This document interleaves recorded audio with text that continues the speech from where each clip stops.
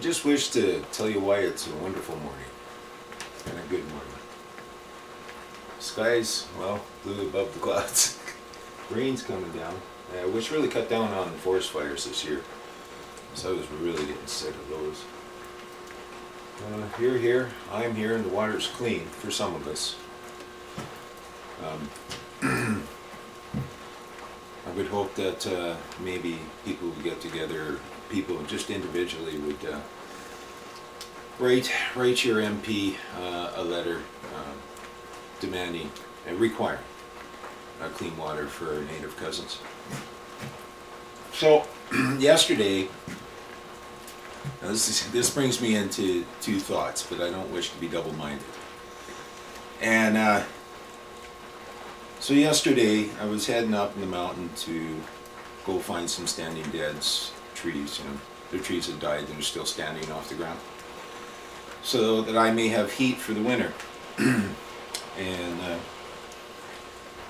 so I'm up there, and the only station you can get up there in the truck is, well, of course, CBC, because they receive 1.2 or 1.4 billion plus. They receive more than that too, plus $1 billion of public money. And so I'm listening to a lady, a conservationist, which I too agree and believe with, to the point of common sense, right? To a point of common sense. But like, I'm sure you've watched shows on nature, and I'm sure most Canadians have watched David Suzuki's show, The Nature of Things, which I thought he did pretty good on. But we won't get into Suzuki and his BS. But no, I thought he did pretty good. But so everybody's interested in nature. I mean, mankind is part of nature. I mean, we are nature.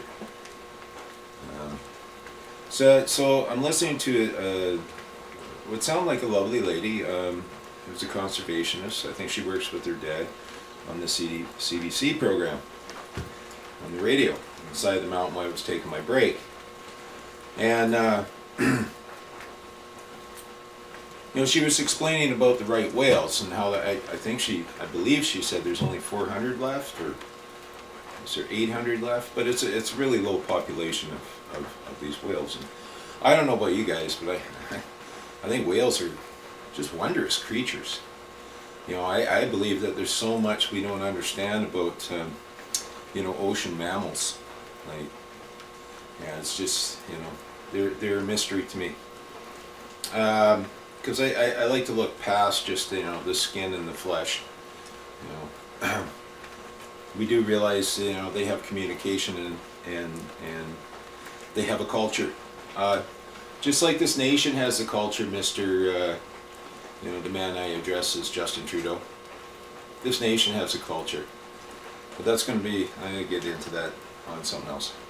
So anyways, I'm listening to this, and so one of the problems, one of the issues going on is there's a lot of heavy ship traffic coming in and out of the St. Lawrence and the East Coast.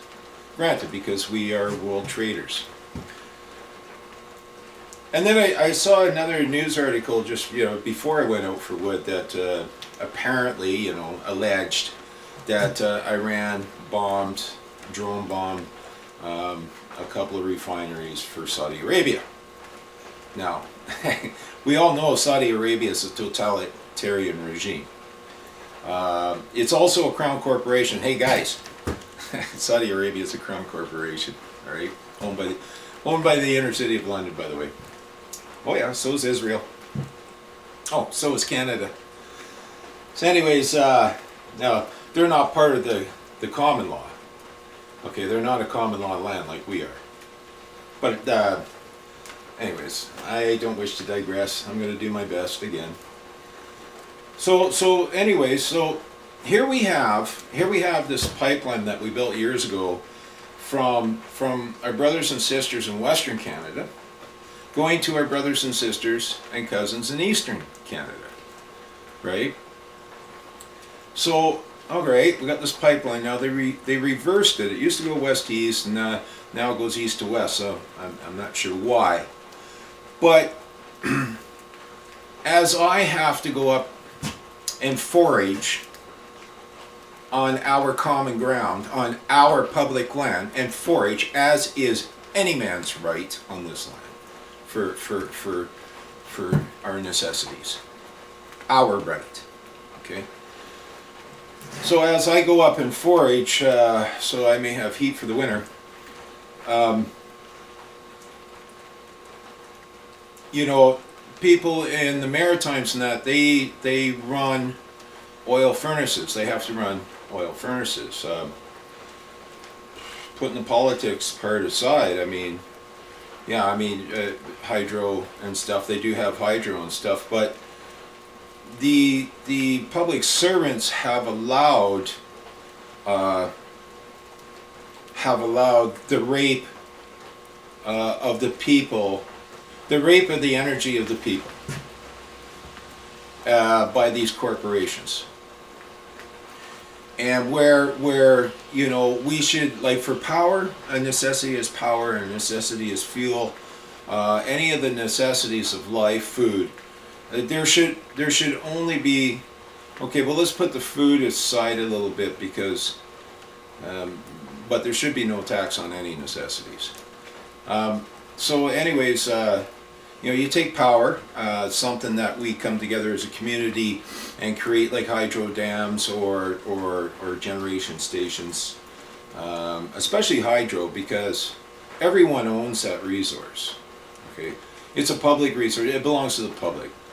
And I believe that the only amount of money that we should be paying on any public resource, as like in hydro, is the cost of the maintenance.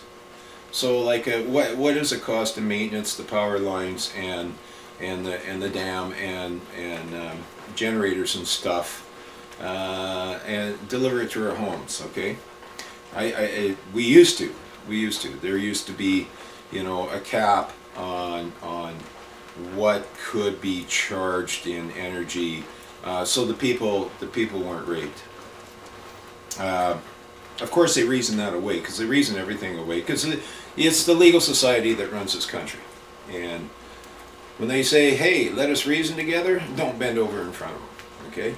Or is that not reasonable? Would it not be reasonable to say, well, listen, anything can be reasonable to say because we have free expression, but that doesn't make it common sensible.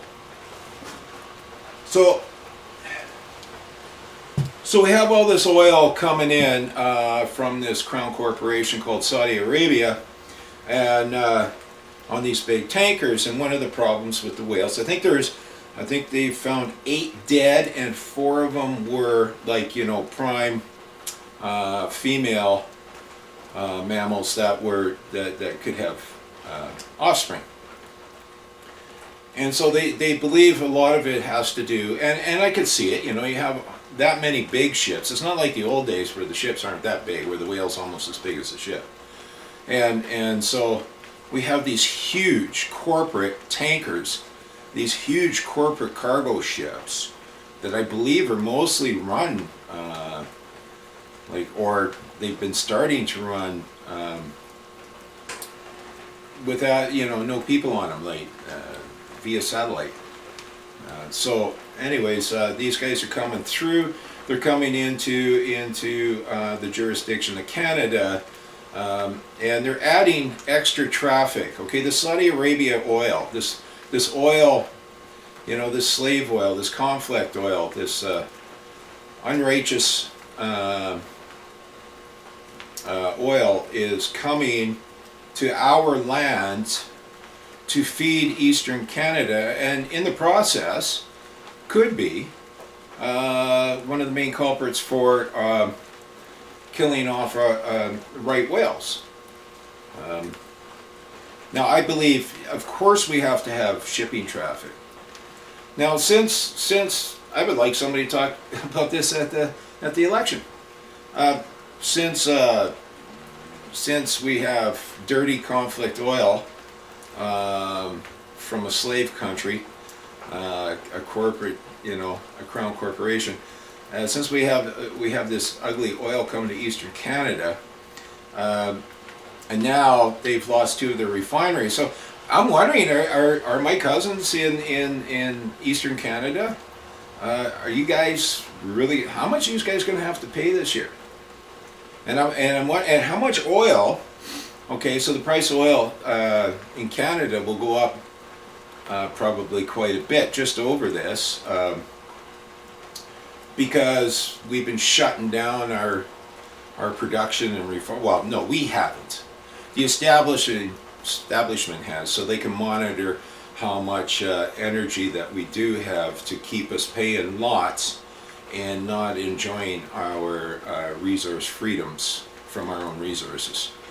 And so how much is oil and gas going to go up for everyone this year, because there's going to be a bit of a shortage from the Arabian folks. How many more whales of these right whales are going to be killed by heavy shipping traffic? And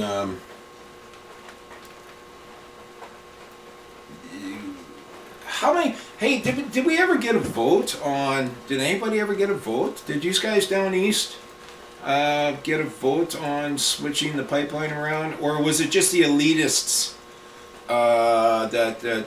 that believe that they're entitled? The 1% entitled elitists that claim to be your leaders, our leaders, which are actually just public servants.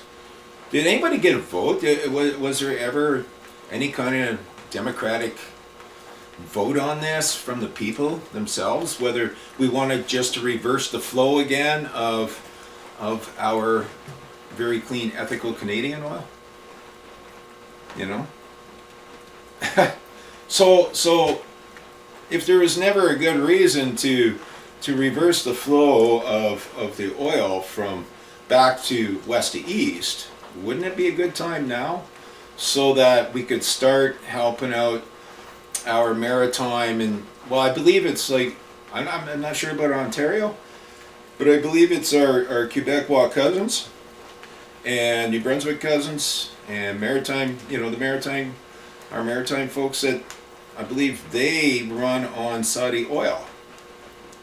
I never understood that. I could see it when we were becoming a nation and growing as a nation, and setting up refineries and developing the land here and the resources. I could see us buying foreign oil products at one time, but I don't see a reason for it now when we have everything and we have a fairly decent infrastructure. I realize they closed down a couple of refineries in New Brunswick. They were just getting old now, but nobody's built anymore, which really taxes the use and need for refined oil products from somewhere else. So anyways, so let me know if you see the same thing as I do. We have conflict oil being voted in for Western Canada. The heavy shipping traffic is killing off our right whales. That's already very small in population.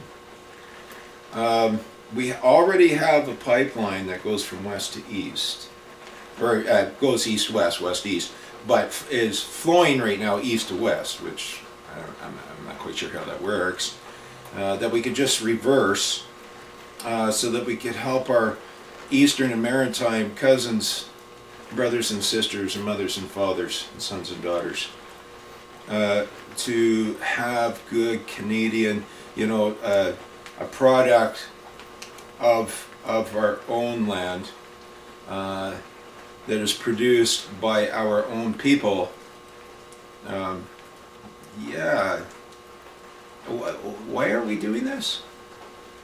So my thing is, I would expect to see you guys paying a lot more for your oil products and oil heating and so on and so forth. That's too bad. Anyways, that was basically my rant for today. But my political question is, it's a two-part question. You, the next wannabe so-called leader of Canada, a little mini king or whatever you wish to be, power monger, will you reverse the pipeline, and will you take a vote on it from the people of this great nation to see where the people who own the resources of this land stand on how they wish to conduct their business for themselves, for us, for each other, and our natural resources and our products.